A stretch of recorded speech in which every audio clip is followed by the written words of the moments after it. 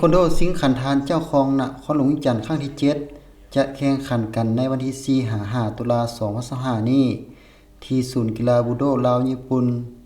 ขณะที่กลุ่มบริษัท KP สนับสนุน200ล้านเก็บในตอนบ่ายวันที่30กันยายน2025นี้ที่ห้องประชุมกระทรวงศึกษาธิการและกีฬาเขตตึกเจ้าอนุวงศ์สภากีฬาเทควันโดแห่งชาติลาวมีพิธีแถลงข่าวเกี่ยมจัดแข่งขันกีฬาเทควันโด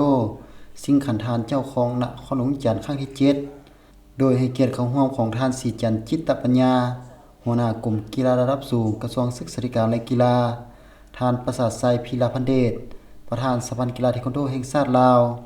พร้อมด้วยคณะสหพันธ์มีต่างหน้าจากแผนกศึกษาธิการและกีฬานครหลวงวิจันทร์ผู้ให้การสนับสนุนต่างหน้าบรรดาสโมสรที่เข้าร่วมมีนักกีฬาและสื่อมวลชนเข้าร่วมท่านปริญญาเอกจันทวงศ์ปัญญาศิริรองหัวหน้ากลุ่มกีฬาระดับสูงทั้งเป็นเลขาธิการสภากีฬาเทควันโดแห่งชาติลาวให้รู้ว่าการแข่งขันกีฬาเทควันโดสิงห์ขันธารเจ้าของนครหลวงวิจันทร์ครั้งที่7นี้ก็เพื่อสร้างขบวนการเฉลิมฉลองสามัญประวัติศาสตร์ของชาติ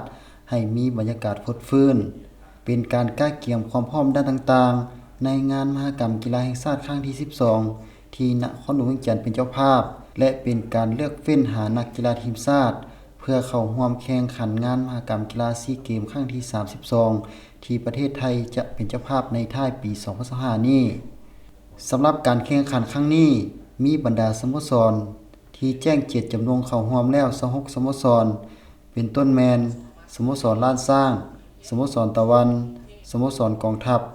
สโมสรกระทรวงป้องกันความสงบสถาบันกีฬากายกรรมมหาวิทยาลัยแห่งชาติรวมถึงบรรดาสโมสรต่างแขวงที่มีมวลเสื้อด้านกีฬาเทควันโดเช่นว่าแขวงหลวงพระบาง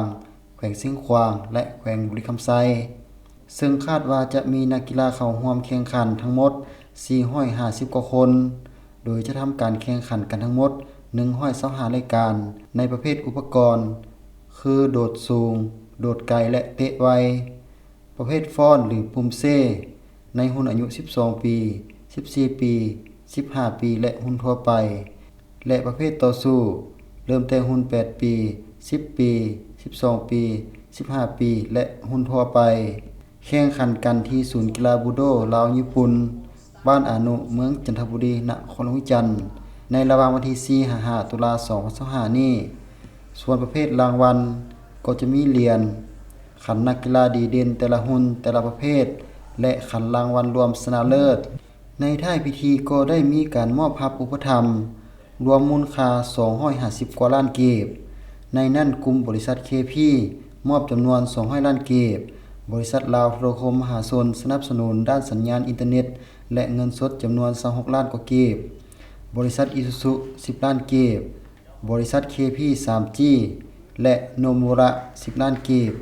และบริษัทบิดโปรดักชั่นอุปถัมภ์ในการถ่ายทอดสดรวมมูลค่า20ล้านเก็บ